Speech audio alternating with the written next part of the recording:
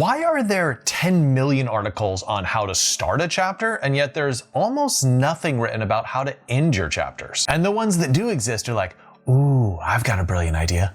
Cliffhanger. That's honestly their only strategy. And hey, I mean, nothing wrong with cliffhangers. Cliffhangers are useful. You should use cliffhangers. But I think you need a few more tools in your toolbox if you want to keep readers interested in your story for the whole novel. So if you want to level up your chapter ending skills, watch this video and I will give you 10 very practical ways that you can keep the reader interested in your book and make them read to the next chapter. And for the first chapter ending technique, let's look at all is lost. It is often a good idea to try to end your chapter on terrible news, on a really sour note. That's because there's so much tension when something terrible happens in your story, because the reader wants to see how are they going to react to this terrible news. Also, if you think about the hero's journey, the very lowest point of their entire journey, the nadir, comes right before the critical breakthrough, which is the climax. So it makes the reader anticipate, oh, something's going to happen for them to get out of this stuck spot. And for an example of this, let's look at Jan Martel's Life of Pi. So in this book, after a big shipwreck, a boy and a tiger get stuck on a very small boat and they're just lost in the ocean. And in one of the chapters, we really end on a super low note. He looks at the horizon, there is nothing but water, and he just starts crying because he loses all hope. Now, with a chapter like that, the reader really does want to continue reading because they know the only place the story can go from here is up, and they want to see where that story takes them. A second good idea when considering your chapter endings is the technique of leveling up. So what you want to do with a chapter ending like this is show your characters success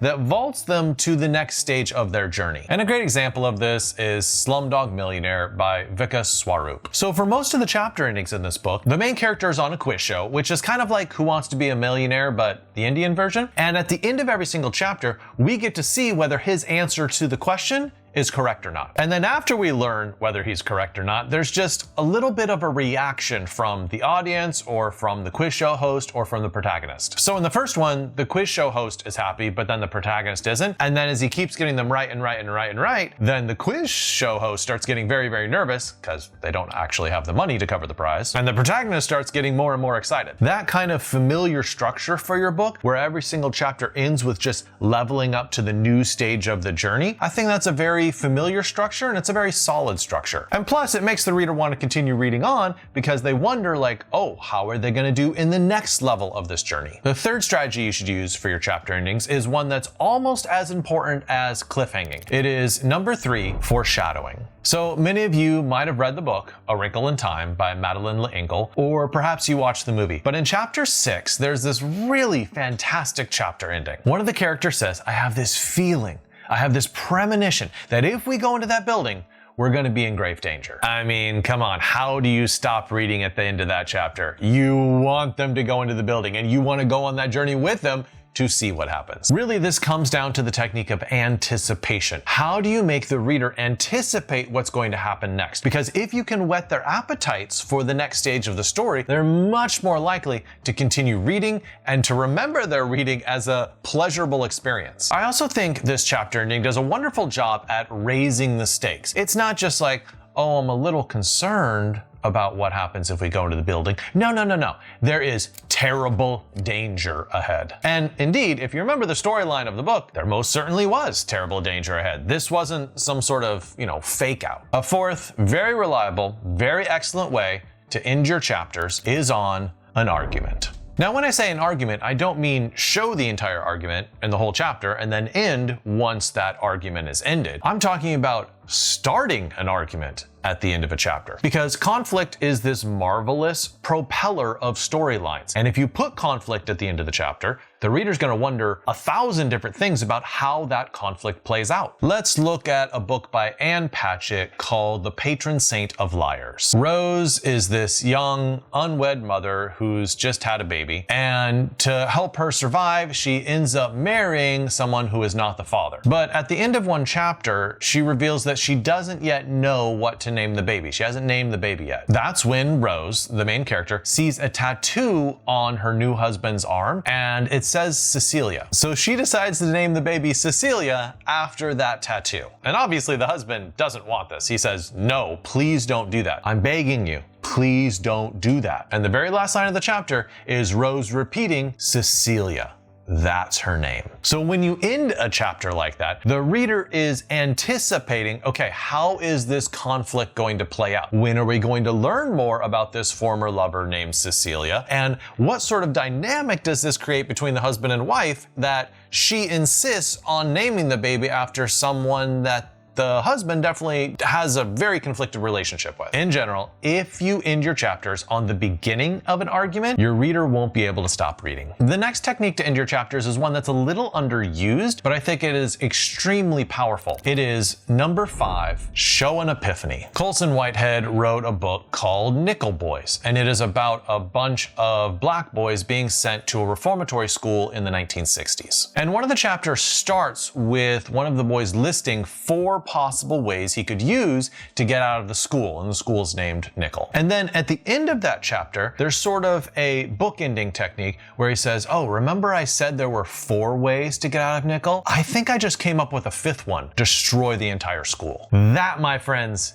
is an epiphany. That's the very last line of the chapter, and we're wondering, 1, what is this plan? And 2, how is he going to pull this off? Now, if you think about the end of this chapter, he doesn't actually tell the reader what his plan is. So there's also this level of mystery, like, we don't know how he's going to do this. I think that mystery strategy works. You could just as easily end a chapter by saying actually what the epiphany is. Either way, if you make your character realize something, the reader's gonna want to keep reading to figure out how that takes form inside the story. This next principle is a general, all-terrain idea that will work for a good percentage of your chapter endings. It is number 6, end on a first time. Anytime your character is doing something for the first time, whether it is riding a Ferris wheel for the first time, or receiving a puppy, or even something bad like, say, crashing a car, you show that new event or new experience, and then you just clip off the end of the chapter, because the very newness of it will drive the story forward. We will want to see how that character's first time evolves them as a character and what happens because they have experienced that. For an example of this, let's look at The Girl Who Kicked the Hornet's Nest by Stieg Larsson. At the end of this chapter, one character gives a compliment to the other character. He just says that she had really good instincts, which doesn't seem like that big of a deal, but to the female character was a huge deal because it was like the first time he had ever said anything nice to her or given her any sort of compliment or praise. That drives the story forward because now we want to see how the relationship between these two characters changes and evolves because of that little event. In a way, ending your chapter on a first time event is a way of showing your character growing and changing. And remember, character change is at the very heart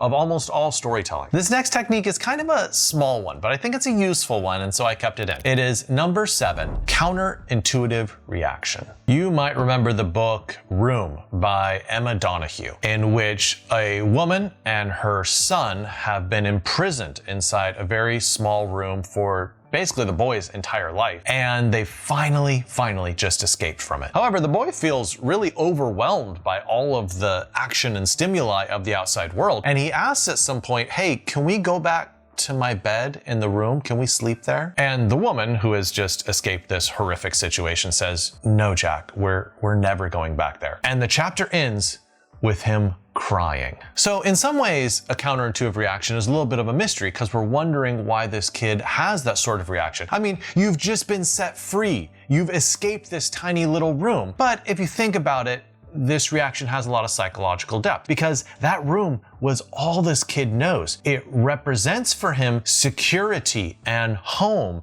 even though it represents to the mother imprisonment and even worse stuff. So what this boy is really craving is just a little bit of familiarity. So if you can find a way to end a chapter on a reaction which is the opposite of what a reader would expect, it's a nice complexity that makes the reader curious about this particular character and wants to read onward. Now, this next strategy is a tried and true technique. It will not fail you. It is number 8, a firm decision. Having your character make a decision at the very end of the chapter is really great because we want to see what what they do because of that decision. In many ways, making a decision is the cousin of the having an epiphany point. With having an epiphany, the character is like finally coming up with an idea. With making a decision, they're saying, all right, I'm gonna do this. Also, a firm decision can represent a kind of watershed or a turning point in the narrative. Okay, up until this point, we've been doing this, but now I'm gonna take the opposite direction. And for an example of this, look at Haruki Murakami, The Wind-Up Bird Chronicle. His wife has left him and he is floundering. He's not really sure what to do in life. And one of the things he's considering is, hey, should I run away to Crete with this woman I've met? And in the end, the very last line of the whole chapter is him saying, no, I have to get my wife Kumiko back. And honestly, that decision sets the stage for the entire rest of the novel. And as a reader, I definitely did not stop reading at that chapter because I wanted to see what he was going to do. This next strategy to end your chapters is a little bit counterintuitive. It is number 9, beginning the action. It doesn't make sense to end a chapter with action. We would think, oh, shouldn't the beginning of a chapter start with action and the end of a chapter just wrap something up? But no, it's very counterintuitive. Instead, you want to end with a beginning in some way. Let's end with a book by Percival Everett called James. This retelling of Huck Finn got a lot of fanfare and a lot of prizes last year. And at the end of one chapter, there is this slave and he's being beaten. And Jim, if you remember Huck Finn's companion, is hiding in the bushes watching this beating happening. And at the end of the chapter, the slave falls into the bushes very close to Jim and he just mouths the word run. And the very last line of the whole chapter is, I did. That is a fantastic place to end a chapter, with action, with someone running from danger. Do not keep that action sequence until the beginning of a chapter. No. Put it in the end and the reader will want to read the next chapter. Now, this 10th and final point is different than everything else that we have covered so far. It is number 10, impart wisdom. Now, if you think about all the chapter ending strategies that I've given so far, almost all of them fall into either plot strategies or character strategies. This 10th one doesn't. This chapter ending strategy is more about ending on an idea, some kind of wisdom, some sort of commentary on whatever the theme of your book is. Now, wisdom is kind of funny because in all my years studying creative writing, almost never do you see at conferences or say in a craft book, how to impart more wisdom. But if you think about it, I've read so many books where a core component of the book is trying to offer some kind of wisdom about the human condition. Check out this example by Michael Chabon, Cavalier, and Clay. It is a super fun novel about two Jewish cousins who invent this anti-fascist superhero and start up a comic book series. And at the end of one chapter, there's kind of this meditation on magic and the very nature of magic, and to talk about things vanishing. And this is sort of a bittersweet feeling for him because he's lost this very important letter. And so I feel like there's a lot of wisdom in this paragraph about dealing with loss and insight into something that you've worked on your whole life and just now discovered what it actually means. So how can a chapter ending like this work, right? Because with plot, we want to see what happens. With characters, we want to see how they're changing. What is a chapter ending like this doing to help the reader continue to want to read? And I think this works because there's a kind of emotional impact to learning a new idea or seeing some sort of wisdom because you're extrapolating it out to your own life. And you feel like this book is going to teach you something about how to live well. And because you want more insights like that, that's why you continue reading. Look, I know wisdom is kind of a tougher strategy to pull off than some of the other ones I've mentioned in this video, but if you can, try it at least once in your book, and I think you'll be surprised at how well it works. And if you haven't yet watched my video on terrible ways to end your chapters, you should definitely watch that right now, just to make sure you haven't committed one or two of the mistakes in that video.